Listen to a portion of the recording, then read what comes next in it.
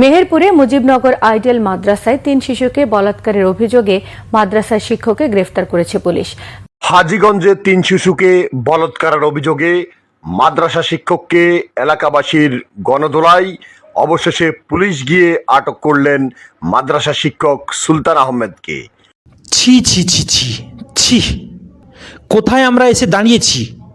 একটা 6 বছরের শিশু, একটা 11 বছরের বাচ্চা, একটা 14 বছরের কিশোর, যাদের হাতে বই থাকার কথা, যাদের চোখে স্বপ্ন থাকার কথা, আজ তারা কিছু বিকৃত মানসিকতার মানুষের কারণে বয়ে বেড়াচ্ছে সারা জীবনের দুঃস্বপ্ন।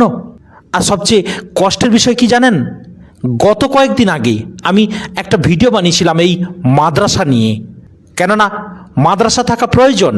মাদ্রাসা যদি না থাকে তাহলে আলেম, উলামা, মুফতি, মৌলানা, ইমাম সাহেব আমরা কোথা থেকে পাবো? যদিও বা আমাদের পশ্চিমবঙ্গে অপর এক ধরনের মাদ্রাসা আছে যেখানে জেনারেল শিক্ষায় শিক্ষিত করা হয়। আসলে সে ভিডিওটা ছিল কিছু নেতা মন্ত্রীদের জবাবের জন্য, কিন্তু এ কি দেখতে পাচ্ছি? যদিও বা সামনের যে ভিডিওগুলো চলছে আপনারা দেখতে পাচ্ছেন, এগুলো বাংলাদেশের ভিডিও। আমাদের পশ্চিমবঙ্গেও অনেক কিছু রয়েছে, হয়তো কেন এখনো পাচ্ছি না, কিন্তু যদি থেকে থাকে তাহলে তা কতই না জঘন্য, কতই না নিকৃষ্ট কাজ। ভাইরা, আমি কথা বলছি মাদ্রাসার মধ্যে ধর্ষণ, বলাৎকার এসব কিছু হচ্ছে। আবার শুধু তাই নয়, এগুলো কারা করছে? না মাদ্রাসার শিক্ষকরা। ছি ছি ছি ছি ছি, এটা ভাবতে অবাক লাগে ভাইরা। শুধুমাত্র বাচ্চা যে বালিকাদের করছে তা নয়, 14 বছরের একজন বালককে পর্যন্ত এরা ছাড়ছে না। এরা শিক্ষক নাকি শিক্ষকের নামে কলঙ্ক? এরা ইসলামের প্রতিনিধি নাকি ইসলামের নামে জঘন্য কীট? এদের জন্যই আজ আমরা কলুষিত, এদের জন্যই আজ আমরা সমাজে মাথা তুলে দাঁড়াতে পারছি না।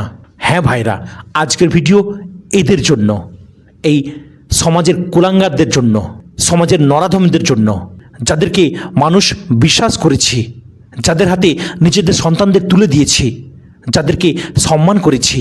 তাদের মধ্যেও কিছু মানুষ আছে যারা সেই বিশ্বাসকে পদদলিত করেছে। আজ আমরা কোনো ধর্ম, কোনো প্রতিষ্ঠান কিংবা কোনো শ্রেণীর বিরুদ্ধে কথা বলবো না। আজ কথা বলবো সেই সব নোংরা অপরাধীদের বিরুদ্ধে, যারা নিজেদের কুপ্রবৃত্তির কাছে বিবেক, ঈমান আর মানবতাকে বিক্রি করে দিয়েছে। ভাই ও বোনেরা, পবিত্র কোরআনে আল্লাহ তাআলা লূত আলাইহিস সালামের জাতির ঘটনা বর্ণনা করেছেন। তারা সীমালঙ্ঘন করেছিল, অশ্লীলতাকে সমাজে ছড়িয়ে দিয়েছিল এবং আল্লাহর সতর্কবাণীকে উপহাস করেছিল। অবশেষে আল্লাহ তাদের উপর ভয়াবহ শাস্তি নাজিল করেছিলেন। ইতিহাসের সেই ঘটনা আমাদের শিক্ষা দেয়, যখন মানুষ আল্লাহ ভীতি হারিয়ে ফেলে, যখন লজ্জা শরম দূর হয়ে যায়, যখন প্রবৃত্তি বিবেককে পরাজিত করে, তখন মানুষ এমন অপরাধেও লিপ্ত হয় যা সুস্থ মানুষের কল্পনারও বাইরে। আল্লাহ তাআলা বলেন, হে ঈমানদারগণ, তোমরা ন্যায় বিচারের উপর দৃঢ়ভাবে প্রতিষ্ঠিত থাকো, যদিও তা তোমাদের নিজেদের কিংবা পিতামাতা ও আত্মীয় স্বজনদের বিরুদ্ধে যায়। সূরা আন-নিসা আয়াত নম্বর 135।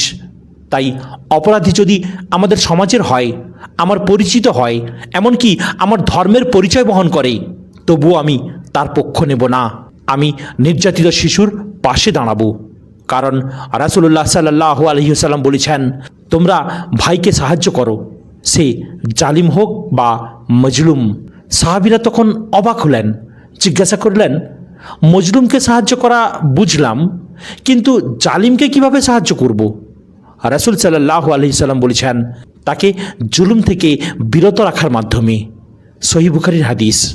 আজ যারা ধর্মীয় পোশাক, শিক্ষকের পরিচয় বা সম্মানের আড়ালে নিষ্পাপ শিশুদের জীবন ধ্বংস করছে, তারা ইসলামকে প্রতিনিধিত্ব করে না, তারা নিজেদের নফসের দাস। রাসূলুল্লাহ সাল্লাল্লাহু আলাইহি ওয়াসাল্লাম শিশুদের প্রতি ছিলেন সবচেয়ে দয়ালু। তিনি হাসান হুসাইন রাদিয়াল্লাহু তাআলা আনহুমাকে আদর করতেন, কাঁধে বহন করতেন, নামাজের মধ্যে সেজদা দীর্ঘ করতেন, যেন শিশুদের কষ্ট না হয়। আর আজ কিছু মানুষ সেই শিশুদের জীবনে অন্ধকার নামিয়ে আনছে। অনেকে বলে, এসব প্রকাশ করলে তো ইসলামকে মানুষ গালি দেবে। আমি বলি, ইসলামকে নয়, গালি খাবে সেই অপরাধীরা। সত্যকে গোপন করা মানে অপরাধীকে রক্ষা করা, আর অপরাধীকে রক্ষা করা মানে আরও অনেক নিরপরাধ শিশুকে বিপদের মুখে ঠেলে দেওয়া। তাই আজ আমাদের দায়িত্ব সন্তানদের সচেতন করা, তাদের শেখানো কোনো খারাপ স্পর্শ বা ভয়ভীতি দেখানো হলে যেন সঙ্গে সঙ্গে বাবা মাকে জানায়। কোনো প্রতিষ্ঠানের সম্মান রক্ষার নামে অপরাধকে চাপা না দেওয়া, অপরাধী যত বড় মানুষই হোক না কেন তার বিচার দাবি করা এবং ভালো আলেম, ভালো শিক্ষক ও সৎ মানুষদের সম্মান বজায় রেখে অপরাধীদের মুখোশ উন্মোচন করা। মনে রাখবেন, একজন ধর্ষক কোনো ধর্মের প্রতিনিধি নয়, কোনো প্রতিষ্ঠানের প্রতিনিধি নয়, সে পুরো সমাজের জন্য অভিশাপ। আর যারা নিষ্পাপ শিশুদের কান্নাকে উপেক্ষা করে, যারা দুর্বলদের উপর জুলুম করে, তারা যদি দুনিয়ার আদালত থেকে বেঁচেও যায়, আল্লাহর আদালত থেকে কখনো বাঁচতে পারবে না। সেদিন কোনো পদ, কোনো টুপি, কোনো দাড়ি, কোনো ক্ষমতা, কোনো পরিচয় তাদের রক্ষা করতে পারবে না। আল্লাহ আমাদের সন্তানদের হেফাজত করুন, সমস্ত জালিমকে হেদায়েত অথবা তাদের প্রাপ্য শাস্তি দান করুন। প্রিয় ভাইরা, যারাই রক্ষক তারাই যদি ভক্ষক হয়, তাহলে সমাজটা যে কতটা উচ্ছন্নে চলে যায় তার সবচেয়ে বড় প্রমাণ এই মাদ্রাসার শিক্ষকরা। তবে হ্যাঁ, মাদ্রাসার যে সমস্ত শিক্ষক খারাপ, সমস্ত মাদ্রাসা যে খারাপ, সে কথা আমি বলছি না। আমি বলছি যারা এই কাজ করে। শুধু মাদ্রাসা নয়, অনেক হোস্টেলের মধ্যেও এই সমস্ত জঘন্য কাজ হয়ে থাকে। ছি ছি ছি, ভাবতে অবাক লাগে।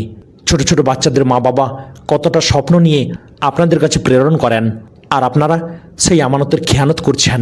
আপনারা এতটুকুও ভাবলেন না যে লূত আলাইহিস সালামের জাতি যেরকম ধ্বংসপ্রাপ্ত হয়েছিল, আল্লাহ তাআলা আমাদেরও ধ্বংস করে দেবেন। আপনাদের ঈমান যে কতটা সেটাই বুঝতে পারছি ভাই। ঈমানকে আগে পাকা করুন, তারপরে মাদ্রাসার শিক্ষকতা করুন।